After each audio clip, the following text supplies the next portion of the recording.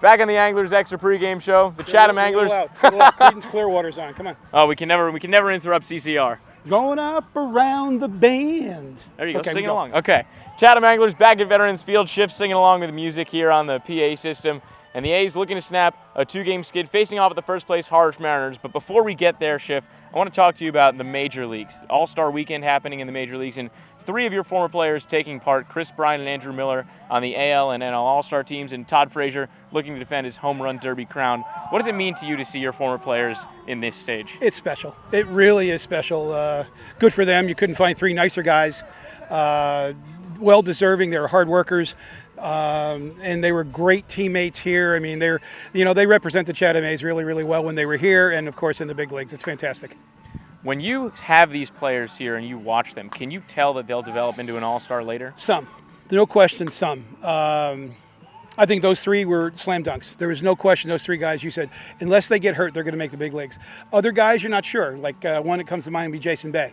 Jason did not have the best summer down here, but Jason Bay became a very good big leaguer, and it was probably because Jason said, I better kick it into gear because I didn't really have such a great year in the Cape Cod League. So it was a wake-up call for Jason maybe, and he certainly did very well for himself. So guys like that, you just kind of, like a Mike McCoy.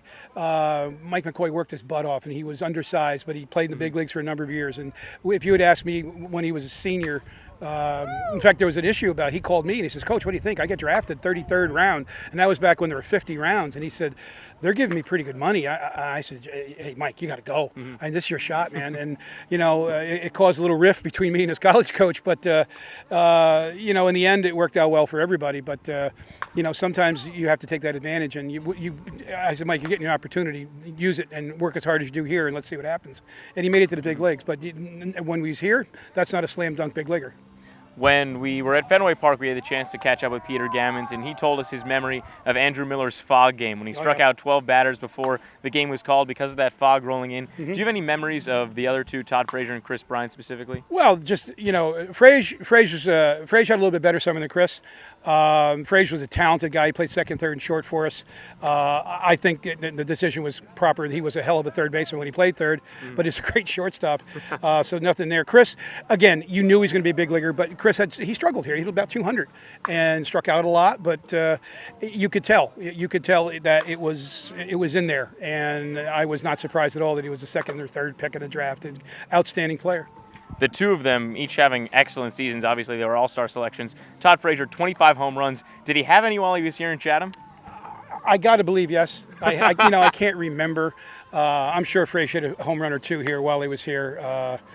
And I'll tell you what, no one had more fun playing baseball than Todd Frazier. I will say that unequivocally anytime somebody asks me. Todd Frazier loves to play baseball and loves to be on a baseball field. Are there any guys on this 2016 team that you see shades of those guys, or you see that potential to grow into a major leaguer? Yes, there are some that can. There's no question. I'm not going to say their names because I don't want to put any undue pressure on them. But yes, there's guys here who have the ability to do that. They've got the physical tools. Now it's a matter of luck, a matter of making sure you stay up with your conditioning, and just continue to get better. Yes, there's guys on this team that have the tools to be in the big leagues.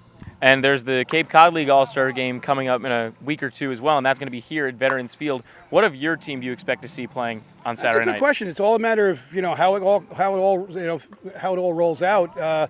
It is statistically driven, and unfortunately, we don't have a lot of guys high up there in stats. So, we'll see. I mean, it's going to be, who's better at each position because we kind of go. You kind of get position players. Who's the best second baseman? Who's the best first baseman? So I don't know. It'd be interesting to see what's going to happen. And, I do think some guys have a chance to be on that team. But, again, it's statistic driven and it could be tough. Speaking of those statistics, we'll turn our attention to tonight's game now. A 2-game losing streak and taking on the first place Harwich Mariners tonight. What did you like from your team's performance yesterday and against Brewster? Well, I thought we battled pretty hard against probably one of the best pitchers we've seen so far this year. The kid from University of Florida pitched for Falmouth last night. He was legit. I mean, power arm, located his breaking pitch very well, changed speeds off of that, quick pitched us in a legal manner. I mean, he was, he got the ball back and he was coming at you real hard. It was tough. It was tough for our guys to adjust to that.